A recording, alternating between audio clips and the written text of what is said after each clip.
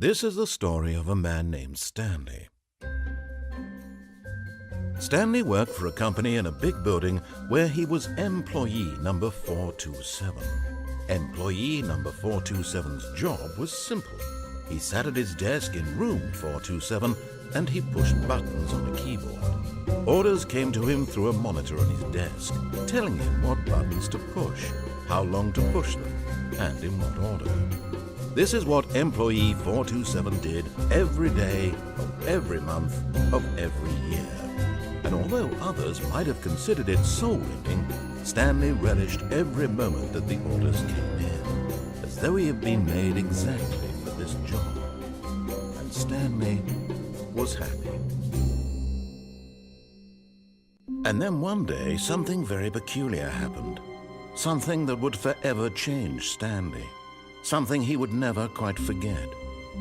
He had been at his desk for nearly an hour when he realized that not one single order had arrived on the monitor for him to follow. No one had showed up to give him instructions, call a meeting, or even say hi. Never in all his years at the company had this happened, this complete isolation. Something was very clearly wrong. Shocked, frozen solid, Stanley found himself unable to move for the longest time. But as he came to his wits and regained his senses, he got up from his desk and stepped out of his office. All of his co-workers were gone. What could it mean? Stanley decided to go to the meeting room. Perhaps he had simply missed a memo. When Stanley came to a set of 2 open doors, he entered the door on his left.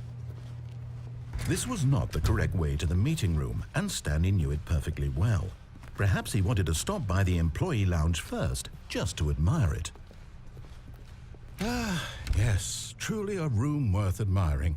It had really been worth the detour after all, just to spend a few moments here in this immaculate, beautifully constructed room. But eager to get back to business, Stanley took the first open door on his left. And so he detoured through the maintenance section, walked straight ahead to the opposite door, and got back on track. Yet there was not a single person here either. Feeling a wave of disbelief, Stanley decided to go up to his boss's office, hoping he might find an answer there.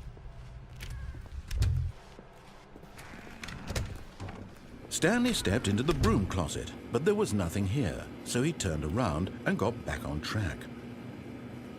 There was nothing here, no choice to make, no path to follow, just an empty broom closet. No reason to still be here. It was baffling that Stanley was still just sitting in the broom closet. He wasn't even doing anything. At least if there was something to interact with, he'd be justified in some way. As it is, he's literally just standing there doing sweet FA. Are you really still in the broom closet? Standing around doing nothing? Why? Please offer me some explanation here. I'm genuinely confused. You do realize there's no choice or anything in here, right? If I'd said Stanley walked past the broom closet, at least you would have had a reason for exploring it to find out. But it didn't even occur to me because literally this closet is of absolutely no significance to the story whatsoever. I never would have thought to mention it. Maybe to you this is somehow its own branching path.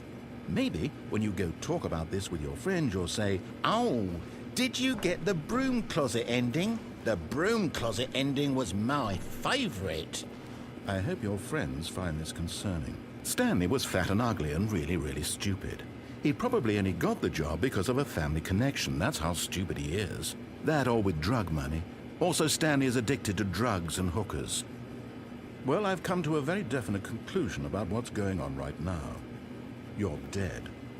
You got to this broom closet, explored it a bit, and were just about to leave because there's nothing here when a physical malady of some sort shut down your central nervous system and you collapsed on the keyboard.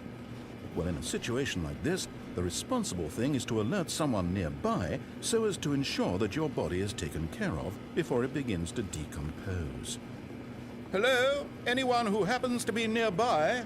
The person at this computer is dead.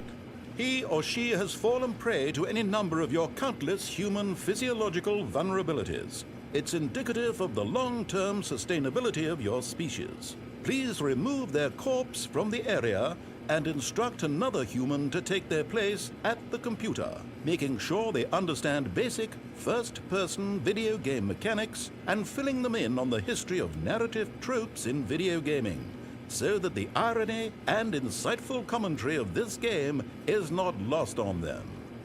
All right, when you've done that, just step out into the hallway.